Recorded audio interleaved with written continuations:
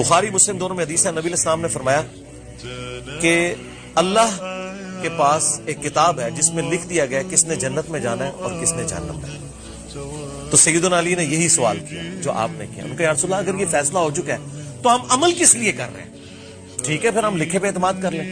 तो आपने इस्लाम ने इसका बड़ा इंटेलेक्चुअल जवाब दिया। आपने फरमाया अमल करो, जन्नतियों के लिए जन्नत वाले अमल आसान हो जाएंगे और जहन्नमियों के लिए जहन्नम वाले अमल आसान हो जाएंगे। तुम अमल करते रहो। सो जिसने अल्लाह के रास्ते में माल दिया और परहेजगारी की और बेहतरीन बात यानी कलेमा तौहीद को सच जाना, तो उसको हम आसान तरीके की तौफीक देंगे।